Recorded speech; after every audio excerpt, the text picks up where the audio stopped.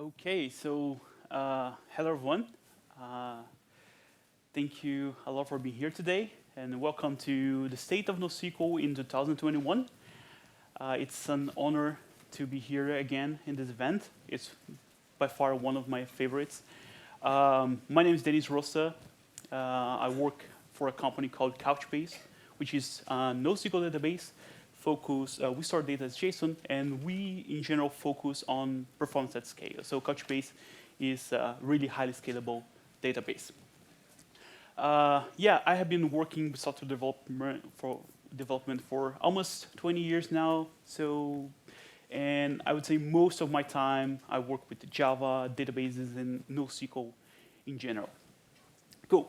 So this talk actually started as a friend of mine calling me and saying, "Hey, Dennis, I just joined this new company, and I'm in charge of designing their new architecture, and I think I have some use cases that where I might use NoSQL databases, but I haven't used NoSQL database for a while. So can you answer a few of my questions and also give me an overview of what's happening on the NoSQL space, right? What should I expect?" And essentially he started asking a lot of questions, and I just realized, okay, this is really helpful. I think I will make this a talk. One of the first questions that he asked me was, okay, I remember that like 7, 8 years ago, NoSQL databases were supposed, at least the saying was, NoSQL databases were supposed to replace relational, right? So what happened? Why this hasn't happened yet? Well, think about those two churches here.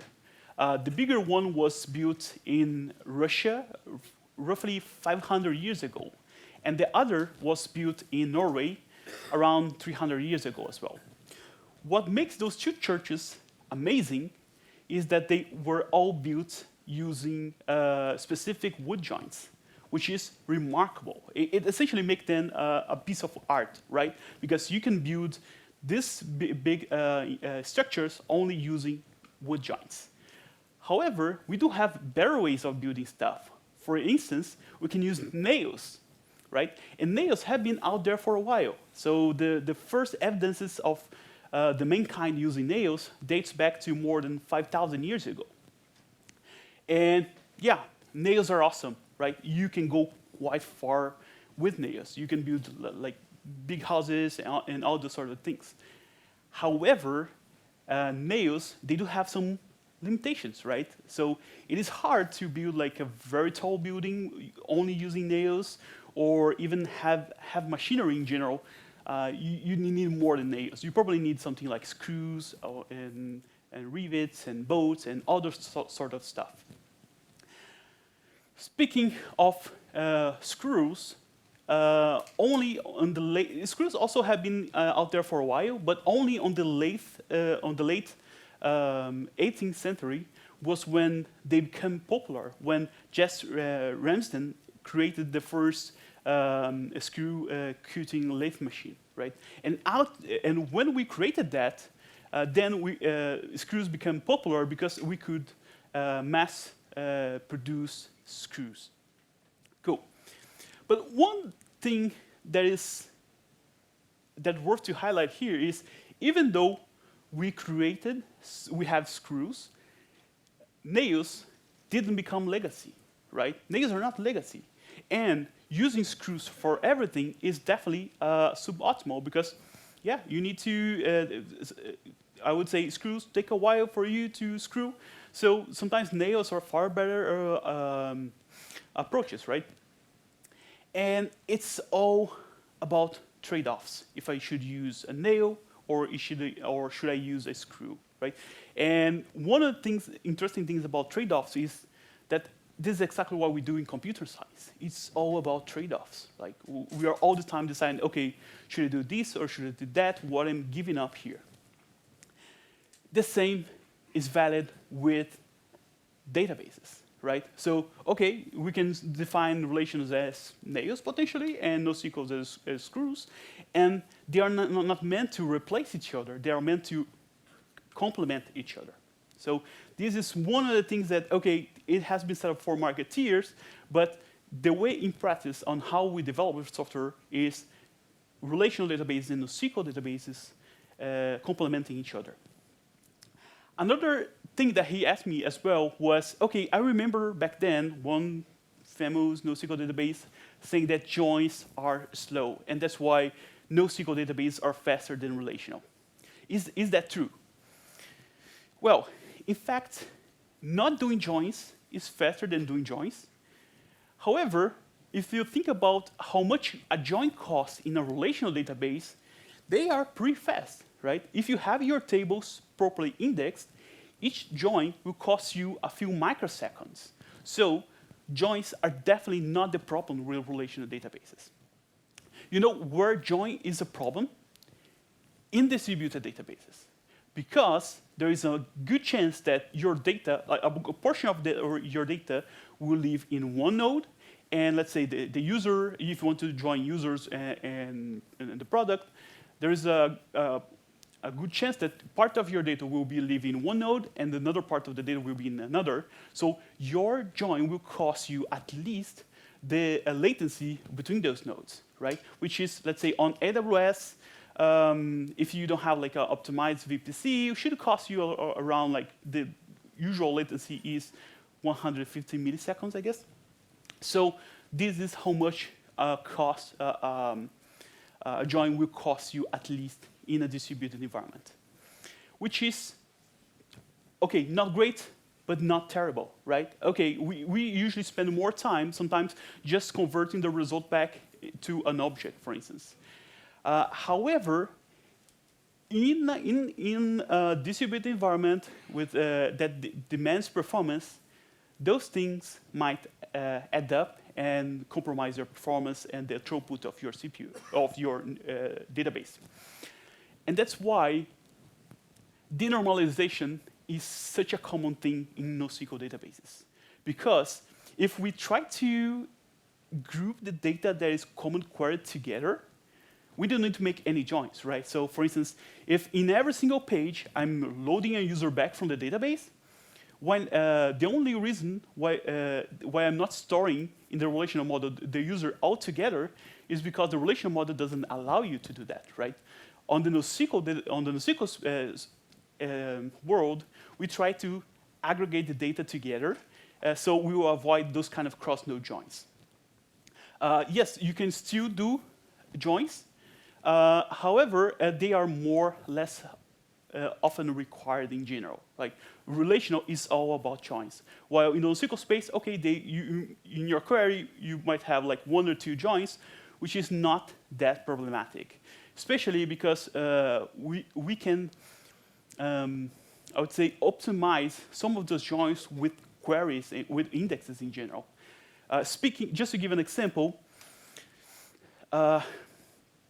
this is an example of how you could query Couchbase, for instance, but in this example is how you could query a distributed database, right? So in this example, I'm just returning the username and status, and I'm filtering here by country and if the customer is active, right? And my index on the bottom of the screen is essentially is just a potential index that could cover this query. What makes this index special here is something is that we quite often NoSQL databases, they allow you to, they are more flexible with indexing in general. So for instance, this index here is a partial index because I'm only filtering, in my index, I will only have users that live in France, for instance, the customers that live in France. So I have just a small fraction on my whole user database in this index. And I can cache, store or store some data from my documents on that index. So in this case, I'm storing if the user is active, the username, and status. And notice that in this query here, like everything that I'm querying is stored already in the index, right? So when this is executed, of course, my index will live in a few nodes. So most of the time, you have your whole index in one node, and some database supports like index replication. but your index will live in one node, and your query will be executed. Normally, the query engine will send you directly this query to execute on the node that has that index. And because you are just going through one simple index, your performance will be fairly similar to what you get in a relational database.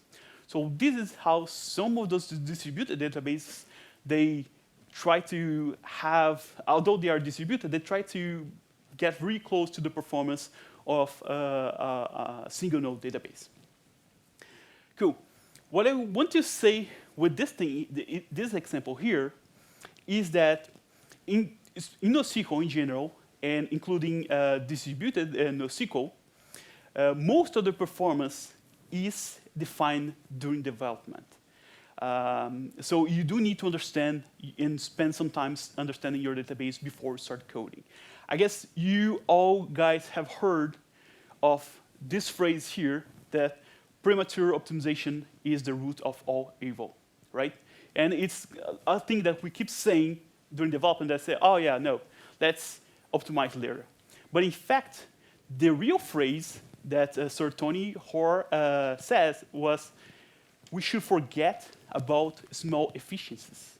Say about 97% of the time, premature optimization is the root of all evil.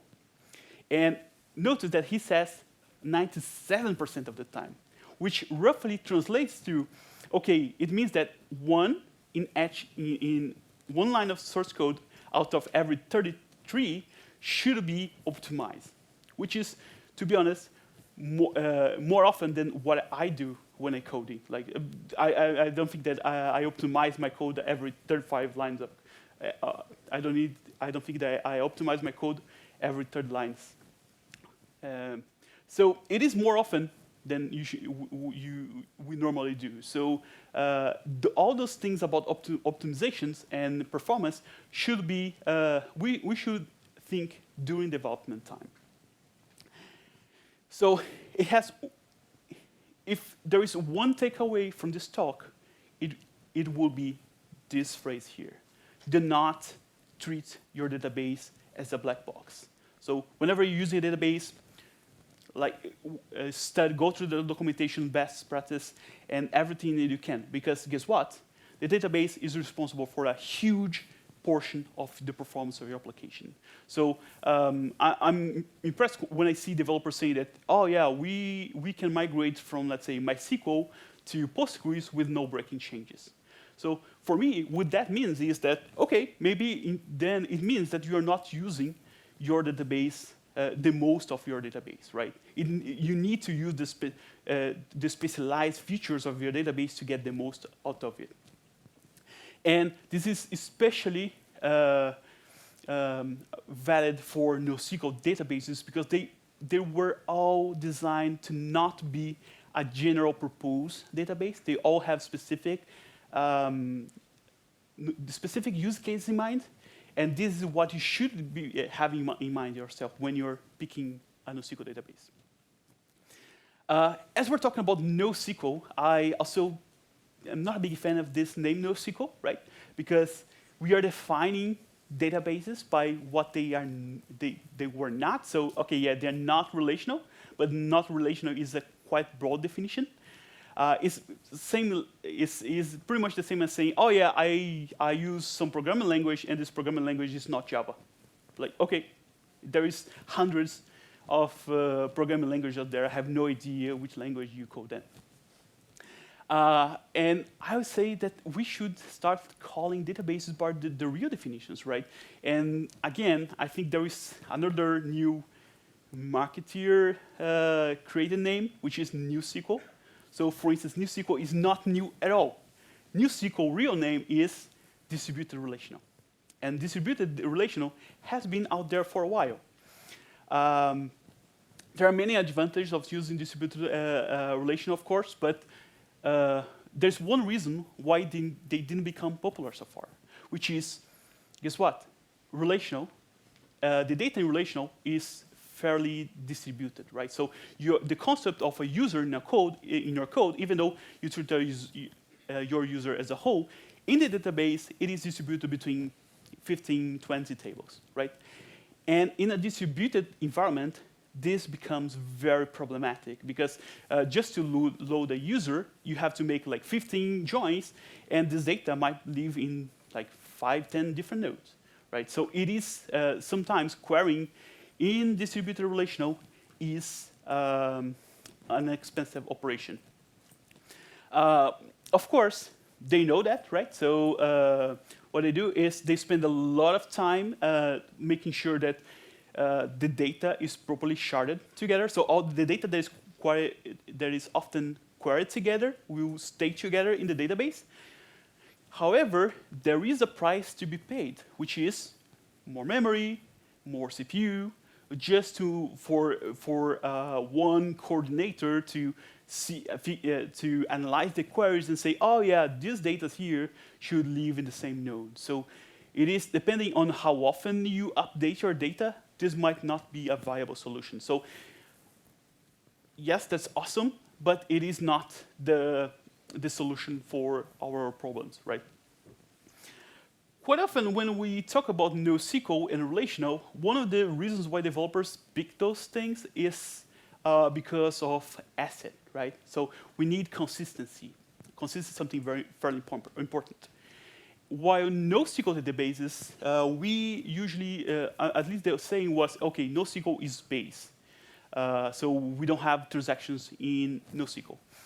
And this is where we come to this, I would say, this new generation of NoSQL databases. When I say new generation, I'm not saying that, okay, those new databases that got released like 2 or 3 years ago. I'm saying the old ones that, in fact, have been completely rewritten, right? I usually say that databases are very similar to airplane engines, right? They take a few years to get mature and to be developed because, guess what? In both cases, there is not much room for failure, right? If something fails, something really bad might happen. So that's why databases in general, they take a while to mature. And I guess this is where we are now with the NoSQL databases. Some of the important things that were to highlight on this new second gen, I would say is, yes, they already have integrations with dozens of tools. It might not be the ones that you are using, but some similar. Of course, the relational has, you have a huge number of integrations and tools available. In NoSQL, definitely less, but good enough. In general, they have a higher failure tolerance because they were designed when cloud was already a thing, right? The original design from the relational dates back to the 70s, right? When most of the NoSQL database, we're talking about like 2008, 2009. So cloud was already happening. So they all already have those concepts of to be failure tolerant inside their design. Most of them have been tested in more critical scenarios because guess what? If you don't have a critical scenario, potentially you would not be using a relational NoSQL database anyways. You would stay pretty happy with a relational.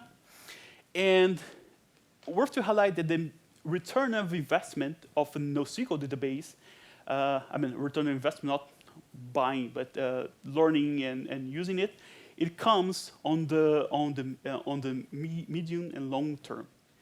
Because on the short term, the relational will do fine, right? Like, so many startups, they start with a relational, they do great in the first year, and then after the first year, things the application doesn't scale anymore because they grew too fast. And then they realize that, oh yeah, let's solve this with microservices, right? When in fact, what they had is just a database issue. I'm not criticizing microservices here. I'm a big fan of microservices. I use it a lot. However, if you can stay away from distributed systems, please do that because they add a whole new level of problems that you might get. So for many companies, monoliths with a decent, properly designed database, it will do good enough, right? You also have professional support because most of those NoSQL DB, they have some companies behind it. And also a fairly good documentation because, yeah, it has been a few years since people started using it. But two new things that happened, I would say, the last 1 or 2 years is that they started to launch cost-based optimizers. So cost-based optimizers is essentially, it is something common in a relational world because essentially the database keeps a histogram of how your data is distributed, right? And whenever you query something on the database, they can invert the order of your filters to make sure that the first filter is the one that will filter most data. In the NoSQL space, because we have quite often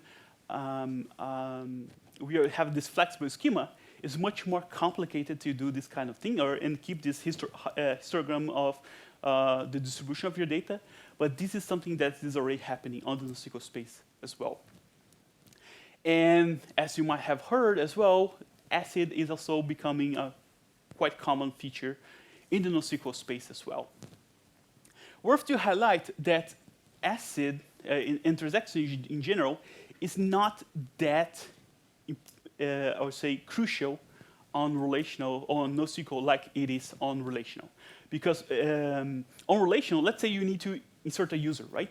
Your user, you start the transaction, insert the user roles, insert the preference and whatever you want to insert on this user, and then you finally commit the transaction. While in a NoSQL database, for instance, if you have, here I'm using JSON, but it could be any kind of other structure, right? If you have this kind of hierarchical structure, the operation is already atomic. So you don't need to, it's already our nothing there. So if you are just updating one document, there's no need to have a transaction there.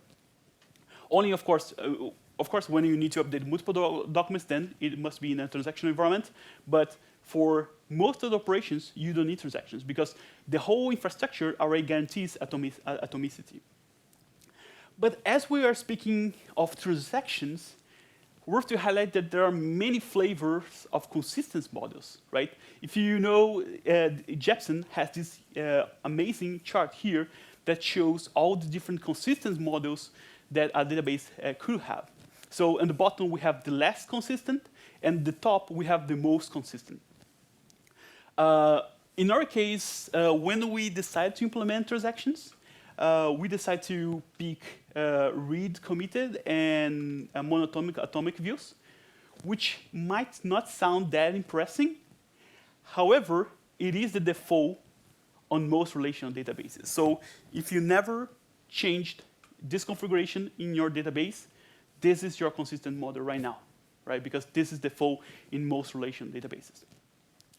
In our case, at Couchbase, we end up implementing two different flavors of transactions. One is on key value, essentially using our key value engine, which is under the hood just a two-phase commit. So it is totally transparent. So we didn't have to add anything to the database to support transactions. It is implemented on the SDK level. And the good thing here is that, okay, this is this kind of implementation has no single point of failure and no central coordinator, which is, it means that, okay, cool, this is scalable. However, this implementation limits a little bit the scenarios that you could use, right? If you have to update multiple documents at the same time, this kind of implementation is not the ideal. And then that's why we also implemented another transaction mechanism. So Nickel, N1QL here, is our query language. So how we query data in Couchbase. And then here we just essentially add a traditional way of doing transactions with start and transaction and commit transaction. Speaking of other NoSQL databases, we have MongoDB, for instance. They decided to go full, and pretty much have the same support that the relational databases have, right? But in order to do that, they have to implement something called multi-version concurrency control, which is essentially means that the database internally, they store multiple versions of your data. And it essentially allows them to support even higher consistent models. So for instance, they can support snapshot isolation and repeatable reads. However, of course, as everything in computer science, it comes down with some price, which is, okay, more memory, more CPU to have the same throughput, right? I guess there is no right or wrong here. The main point is who you are targeting, right? I guess, for instance, for Couchbase, we are targeting more this critical scenarios where you need a database that scales and performs well at scale, while, for instance, MongoDB, they target more like, okay, we want to compete with relational databases, for instance. And that's why they, for instance, take this different approach.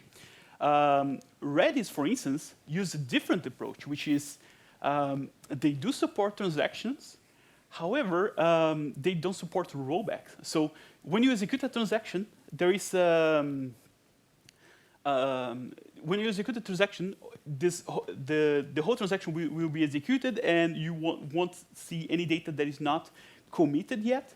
But there is no way of if something goes wrong, there's no way that you can roll back the transaction, which is okay. I understand the scenario they have. I understand that they didn't want to implement a full transaction support on their case because of the scenarios they are targeting for. However, I guess most of the time when developers talk about transactions, they're not concerned about concurrency. They're more concerned about not leaving an inconsistent state in the database, right?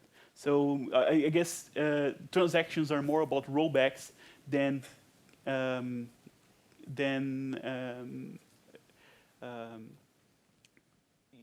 concurrency in general. And then we should talk as well about the future of transactions. There's one thing that pretty much all database vendors are really excited, which is atomic clocks. We are still waiting for atomic clocks to become commodity hardware, because one of the most difficult things in a distributed system is to know the sequence that the things are happening inside your cluster. And when you have a atomic clock in all your nodes, you can use the clock as a reference to know when everything happened, right? Google Cloud Spanner is one database that already uses internally atomic clocks, and because of that, they have a very high consistent model. I guess they support they are deserializable, which is the toughest one.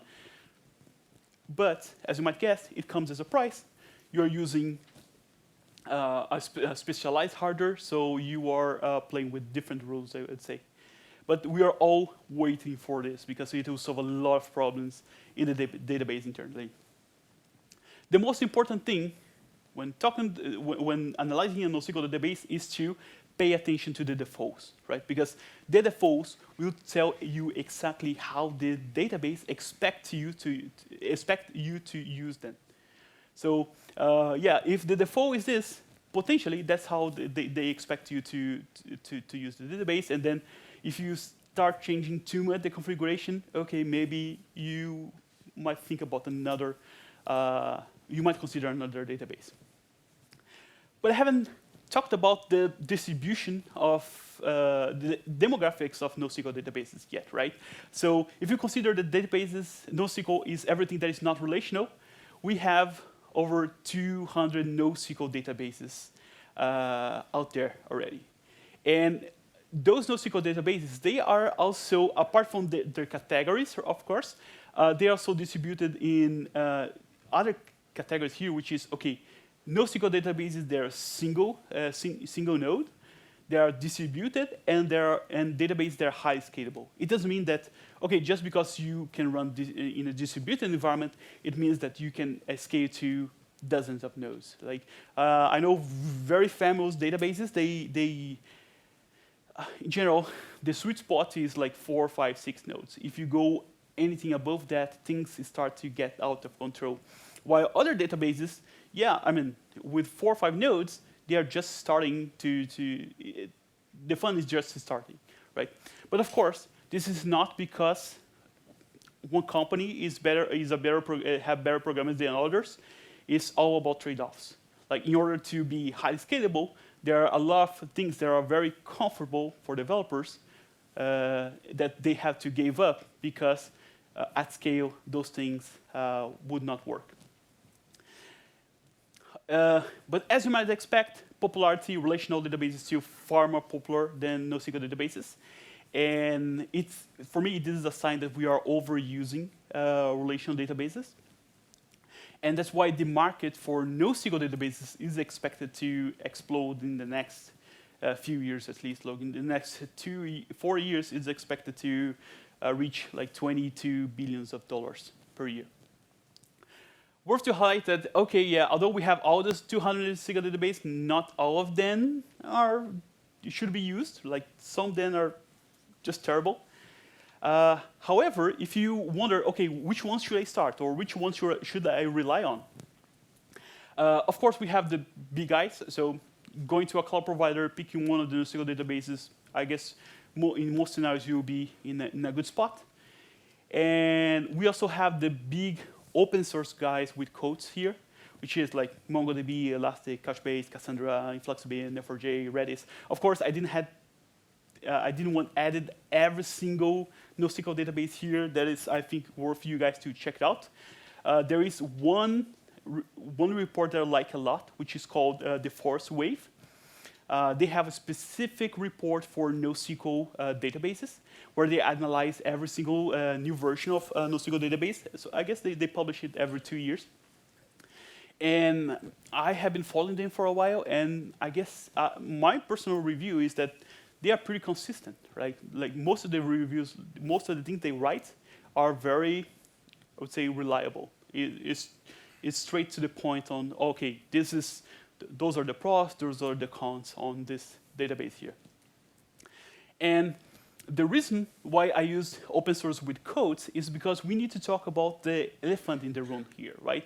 Which is what's happening lately is some cloud providers just picking open source databases and offering them as a service in their cloud system.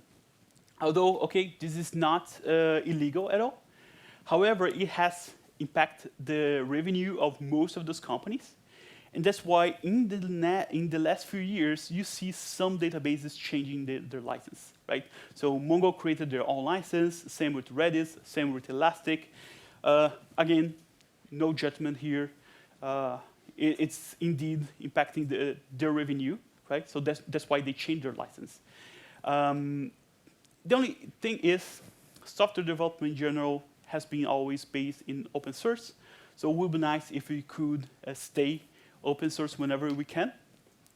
One of the potential options here is something called BSL. So this is exactly how MariaDB, us, Couchbase, and CockroachDB move it to, which is, okay, yeah, for a period of time, I will have a closed license that, okay, it's free, but other cloud providers will not be able to offer, for instance, as a service.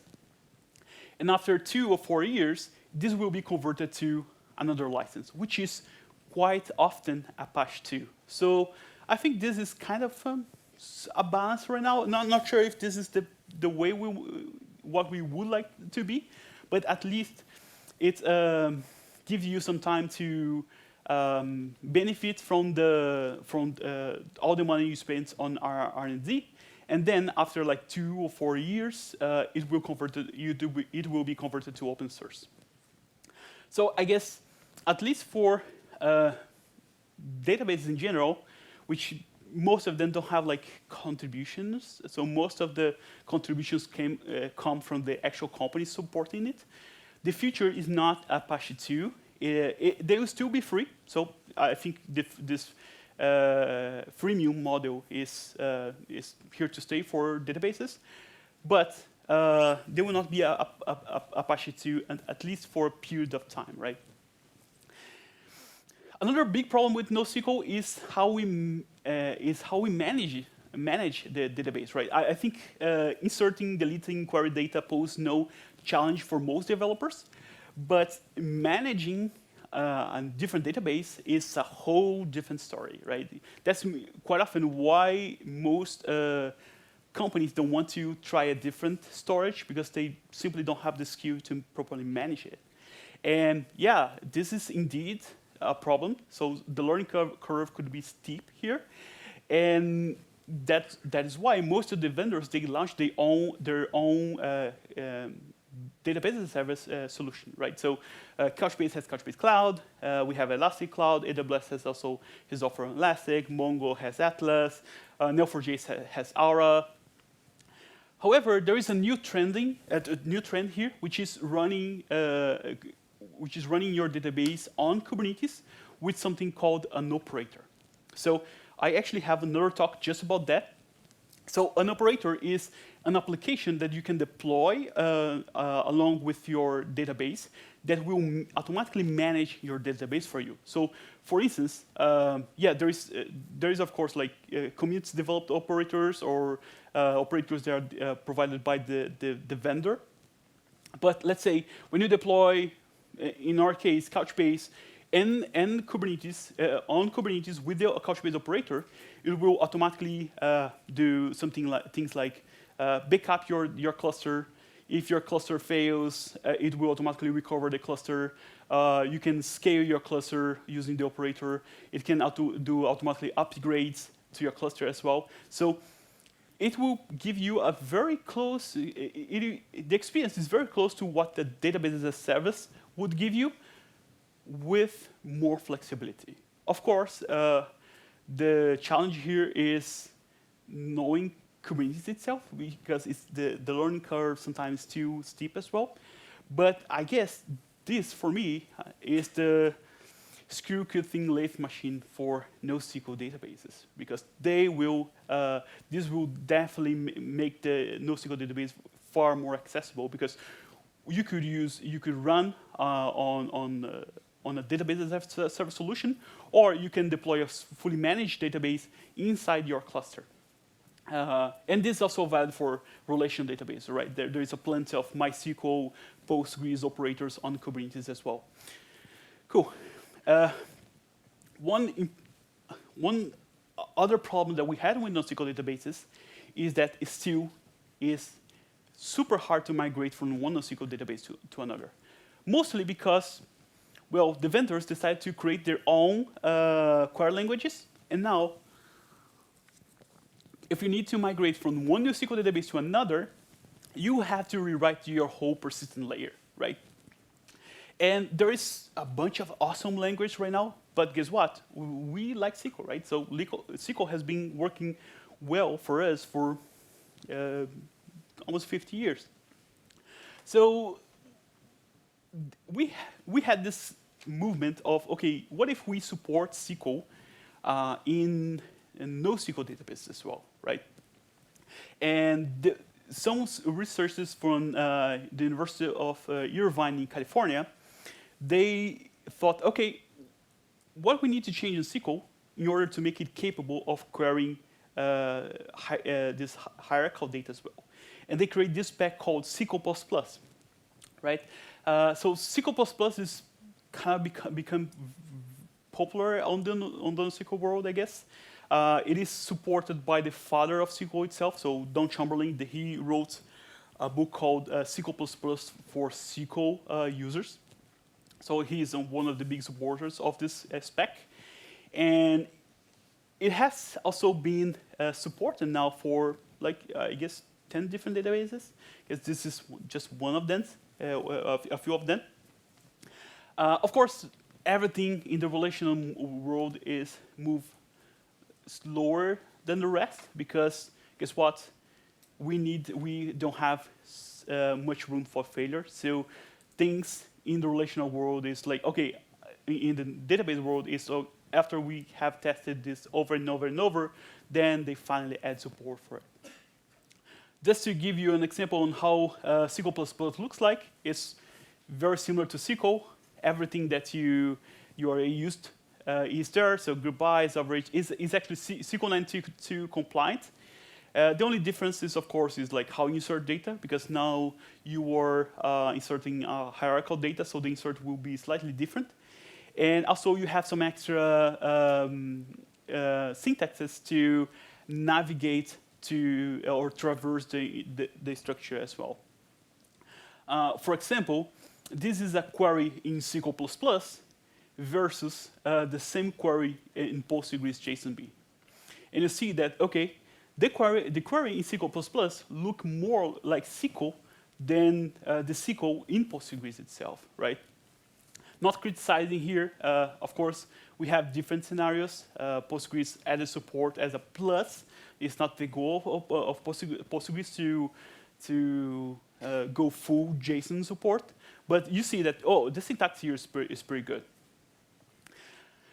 However, as I would say, in the meantime, as we don't have a standard yet, if you want to have some sort of be less dependent of one NoSQL database, I recommend you to use something like Spring Data. So most of the NoSQL databases also support Spring Data, and because Spring Data adds this layer on the top of the database, it helps you to be a little bit less locked to one specific NoSQL database. Of course, you still need to write some specific queries, but let's say that 60–70% of your code will be fairly generic, right? The last thing here is that worth to highlight the databases right now, they are converging. So you see NoSQL databases, they started to add support for ACID transactions, and you see like things like Postgres adding support for extending the support for JSONB, extending the support for JSON. However, if you start comparing databases checking boxes, you're going to have a bad time, because you need to consider the use case that they had in mind and what the database was optimized for, right? So let's say a database that has master architecture has different use case than one that has primary and secondary or master-slave architecture as well. So it's always important to keep in mind, hey, my first version of this talk was just comparing features, and then I realized, okay, now this will be super boring. What I need to talk with you guys is the mindset that you should have when you are comparing NoSQL database and relational database in general, and when you approach those kind of databases, those are the things you should bear in mind. That's pretty much what I have. I hope you guys liked, and thank you very much.